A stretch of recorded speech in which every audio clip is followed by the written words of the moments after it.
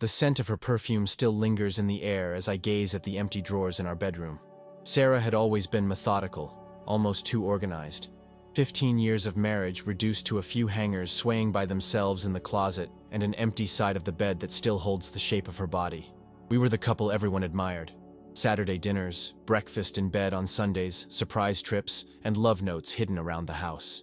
She used to say that my protective nature made her feel safe. I thought I knew every detail about that woman who won me over with her shy smile at a graduation party. But last night, during our anniversary dinner at Giuseppe's, I noticed something different in her eyes. It happened in just a second while she discreetly checked her phone under the table. A second that would change everything. Subscribe to the channel and leave your like to get access to more stories like this. The small changes began so subtly that, at first, I didn't even notice. Sarah started taking her phone even into the bathroom, something she always criticized me for doing. Her passwords, which were once openly shared with me, were suddenly changed without explanation. "I need some privacy," she would say with a smile that never reached her eyes. Our evenings, once filled with chatter about daily life, turned into monologues. While I talked, she kept her eyes glued to her phone screen, responding with distracted nods. Important work messages always seemed to pop up during our time together. The perfume also changed. Sarah had always worn the same scent since the day I met her, but now there was a different, stronger aroma accompanying her. Her clothes became bolder for work, and meetings started going late into the night. "The project is at a critical stage," she explained as she applied more makeup than usual for an ordinary workday. She always took calls away from me, whispering in the garden or locking herself in her office. Our friends began to notice. At a barbecue at James's house, I caught Sarah furiously typing under the table. When I asked if everything was all right, she quickly pocketed her phone, saying it was just work. But I saw her blush, something that only happened when she was nervous or lying. Late arrivals became frequent. Dinner, which we always shared at 7 p.m., would remain untouched on the table. When questioned, the excuses came ready. Traffic, last-minute meeting. The client wouldn't stop talking. But the sparkle in her eyes as she checked her messages told a different story. James called me for a coffee on a rainy Tuesday. His face wore an expression no one wants to see on their best friend. "We need to talk," he said, stirring the coffee that had long since gone cold. Knowing James for 20 years, I knew bad news was coming. He had always been straightforward, except when the subject was too sensitive. "I saw Sarah yesterday," he began, avoiding my gaze. "She wasn't at the office like she said. She was at Central Mall with a man." My stomach dropped. James continued, each word weighing heavily. "They looked intimate. He was touching her arm as they laughed. They went into Diamond's jewelry together. I'm sorry, Will, but as your friend, I couldn't keep this from you." The details were too precise to be mere coincidence. According to James, the man was tall, with graying hair at the temples, always dressed sharply. He wore a golden Rolex that sparkled when he gestured. Sarah was wearing the blue dress I bought on our last trip to Paris. "This isn't the first time," James finally admitted while looking me in the eyes. "Emma saw them 2 weeks ago at that Italian restaurant in the neighboring area. I didn't want to tell you without being sure. You know how gossip can ruin relationships." My mind went back to the past few weeks. The late meetings, the phone always on silent, the more and more elaborate excuses. How had I been so blind? All the signs were right there, flashing red in front of me. "There's one more thing," James hesitated. "Emma found out his name is Michael. He's the new financial director at the company where Sarah works. He was transferred 4 months ago. 4 months. The same period when Sarah started changing. The pieces of the puzzle were fitting together with a painfully clear clarity. The frequent business dinners, the sudden corporate trips, the urgent emails over the weekend. "What are you going to do?" James asked, his voice heavy with concern. I took a sip of my now completely cold coffee, tasting a bitterness that wasn't just from the drink. "I'm going to find the truth," I replied. "Every bit of it." After my conversation with James, I became someone I never thought I'd be. For a week, I recorded every move Sarah made. Her comings and goings, her excuses. The pattern was as clear as day. Every Thursday she claimed to have yoga after work, but her gym kit always sat untouched in the trunk. The following Thursday, I kept a safe distance while tailing her car. Sarah didn't go to the yoga studio. She drove for 20 minutes to a fancy condominium in Riverside Heights. She parked her silver Mercedes in spot 24B. I saw Michael, just as James had described, welcoming her at the door with a kiss that any husband should be giving his wife. My hand trembled as I held my phone, capturing that moment. Every photo hit like a stab.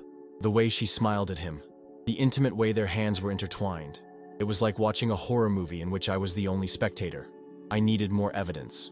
The next day, while Sarah was showering, I managed to access her notebook.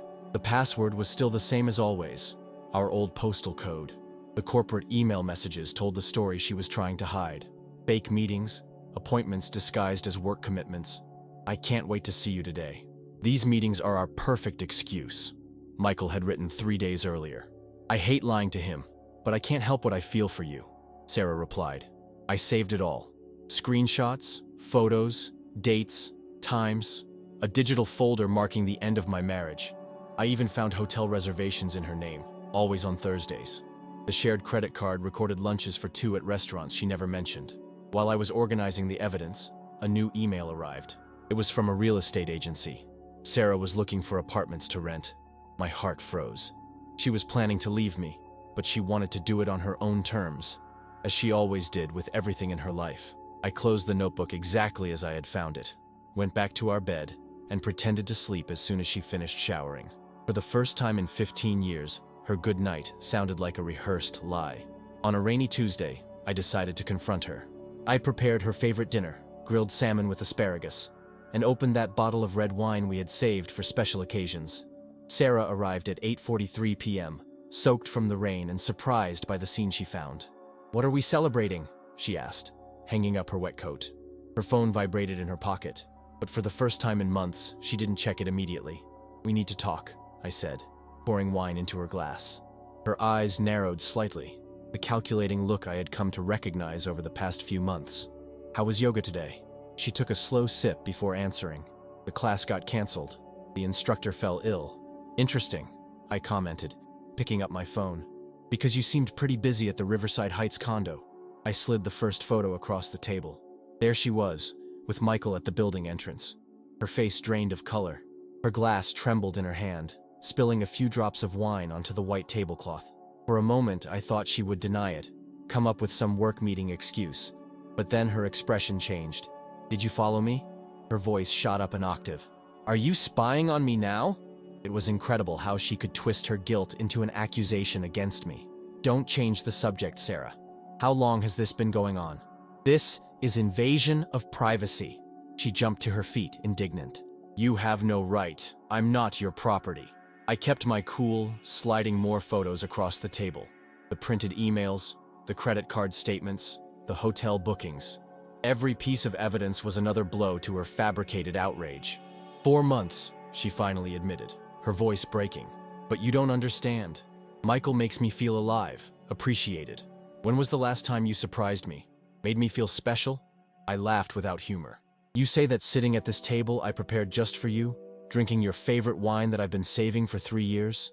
It's different," she whispered, tears welling up. "With Michael, I don't have to be perfect. I don't have to be the Sarah everyone expects." "And who expected you to be a liar?" I asked, my voice more tired than angry. "Who asked you to betray our trust?" Sarah abruptly got up, knocking over her glass. The red wine spilled across the tablecloth like blood. "You have no idea how much pressure I feel. Pretending our marriage is perfect, smiling at parties and lying to your husband about where you are, making up yoga classes, spending our money at hotels with your lover." She grabbed her purse, trembling hands. "I can't have this conversation right now. Clearly, you're not thinking straight." "On the contrary," I replied, keeping my voice steady. "For the first time in months, I see everything with crystal clear clarity." Sarah stopped at the door, her changed perfume leaving a trail in the air. "We need some time to think, to process." "Time is the only thing you haven't stolen from me in the last 4 months," I said, beginning to clean up the spilled wine. The door slammed hard behind her, leaving only the echo of her rehearsed lies in the air. In the weeks following the confrontation, Sarah and I danced an awkward waltz around the house. She slept in the guest room, claiming she needed space. We barely spoke except for brief exchanges in the kitchen or necessary comments about bills. On one of those quiet mornings, I got a message from Emma asking how I was doing. I'd always appreciated her honesty, even as she was Sarah's best friend. We met at a small, unassuming cafe, away from the places Sarah used to frequent. "I'm really sorry about everything," Emma said, wrapping her hands around a cinnamon-spiced coffee cup. "I should have told you sooner, but Sarah, she was my best friend. I thought she'd eventually break it off with Michael. I discovered that Emma knew more than I had imagined. Sarah had confided everything to her, including plans to leave me once she found the perfect apartment. She's waiting for her annual bonus, Emma revealed. She wants to be sure she has enough money to start over. That conversation opened my eyes. While Sarah was planning her grand finale, I needed to prepare my defense. The next day, I scheduled a consultation with Mark, a divorce attorney.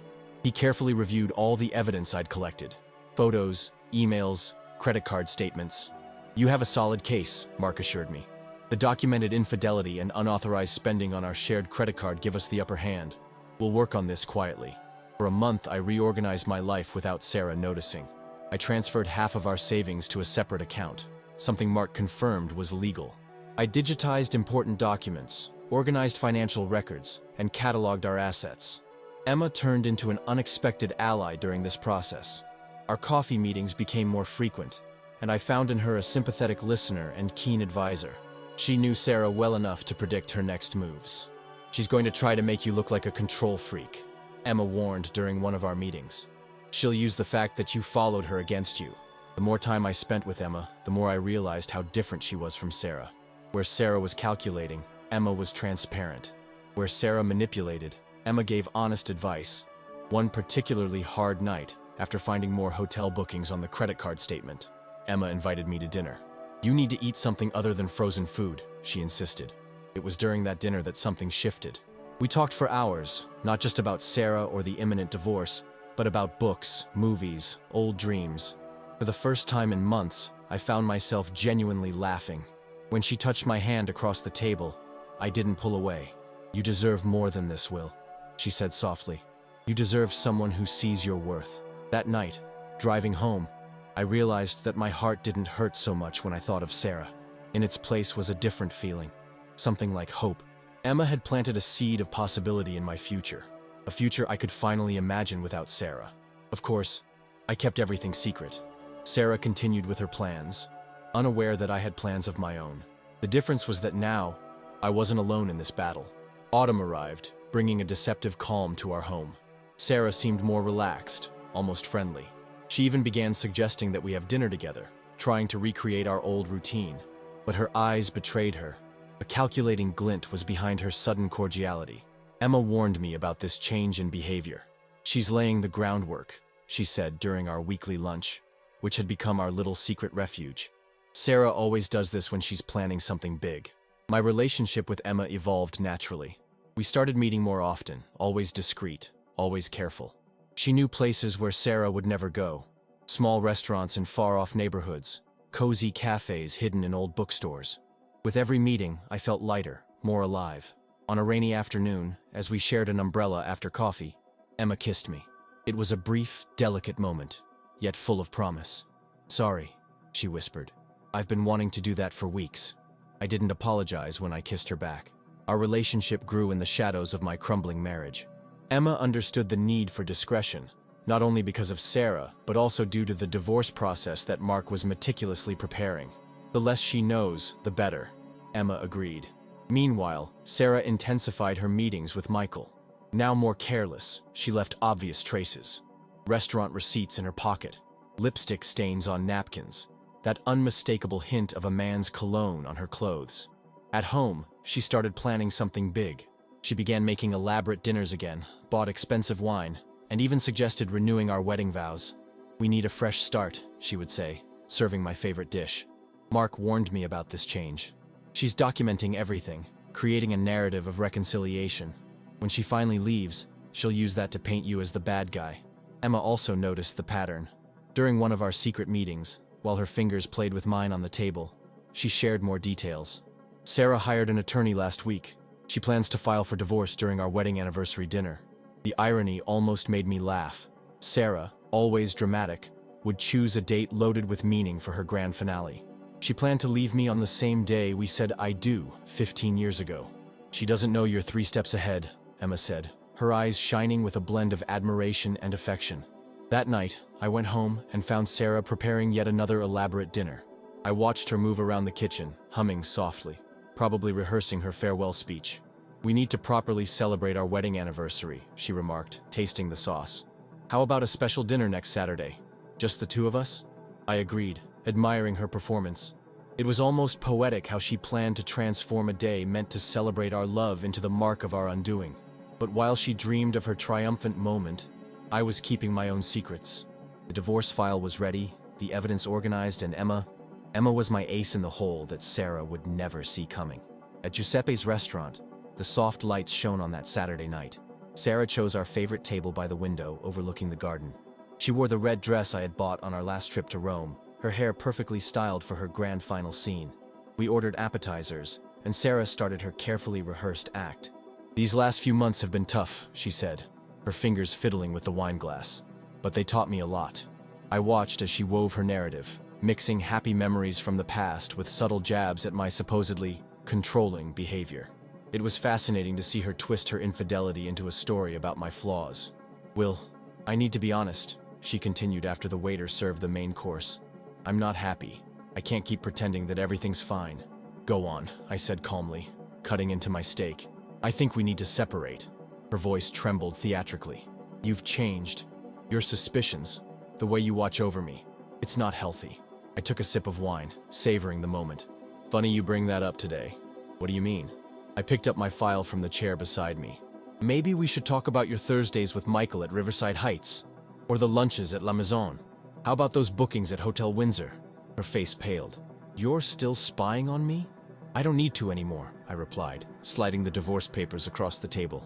"It's all documented here, even the charges on our shared card at jewelry stores and hotels."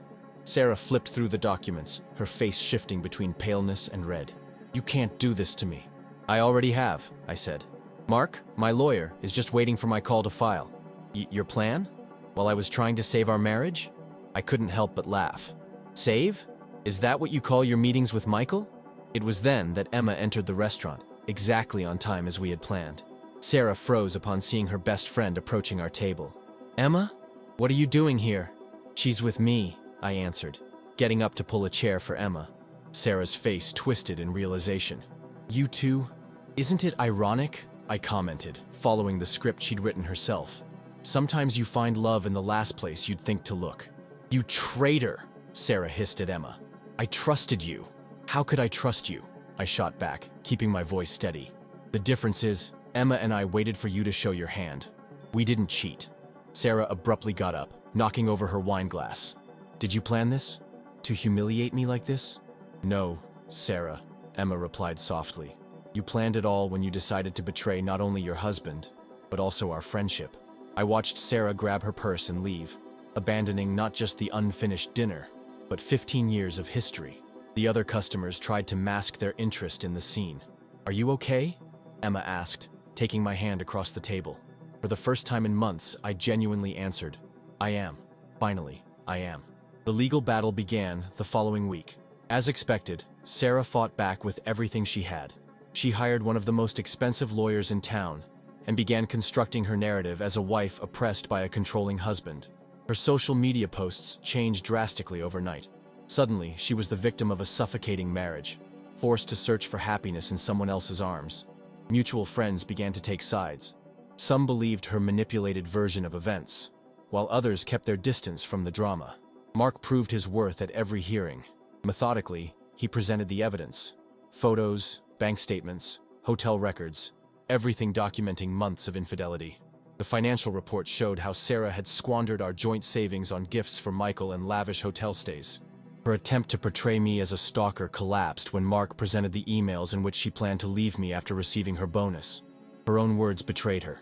"I'll wait for the right moment when I have enough money to start my new life with Michael." Sarah even tried to weaponize my relationship with Emma against me, but the dates didn't lie. Our relationship had started months after her betrayal was documented. Besides, Emma stood firm while testifying about the confidences Sarah had shared regarding her affair. "Why didn't you tell me sooner?" Sarah screamed at Emma during one of the hearings. "I thought you were my friend." "I tried to warn you several times," Emma replied calmly, "but you were too busy planning your dates with Michael to listen." The trial dragged on for 3 months. Sarah fought for every penny, every piece of furniture, every keepsake. But in the end, the evidence was undeniable. The judge decreed a fair division of our assets, taking into account her proven infidelity and the unauthorized spending on her lover. Curiously, Michael vanished as soon as the trial began. I heard through mutual acquaintances that he had been transferred to another branch of the company, leaving Sarah to face the consequences of her choices alone. Subscribe to the channel and leave your like to get access to more stories like this. A year has passed since the last divorce hearing. Sometimes I still wake up thinking I heard the sound of Sarah's heels in the hallway, but it's just the echo of a memory slowly fading away. I sold our old house. So many memories, so many ghosts. I bought a smaller apartment closer to downtown. Emma helped me decorate, adding color and life to the spaces we chose together. Her personal touch is in every corner, from the plants on the balcony to the books organized by color on the shelf. I learned that Sarah moved to another state after Michael left her. Apparently, he was married and never intended to leave his family. It's ironic how life works. The last photo I saw of her on social media showed a smile that didn't reach her eyes. The same smile I had come to recognize during our final months together. The scars are still here. I have trouble fully trusting. Sometimes I pick up my phone to check where Emma is, but I hold back. She understands my insecurities and never judges me for them. Instead, she helps me overcome them with patience and honesty. Last night, while we had dinner on the balcony of our new apartment, Emma asked if I regretted anything. I thought for a moment as I watched the sunset paint the sky orange. No, I replied honestly. Every disappointment brought me here. She smiled, interlacing her fingers with mine. We didn't need words to understand that sometimes you have to lose something you thought was essential to find what really matters. Subscribe to the channel and leave your like to get access to more stories like this.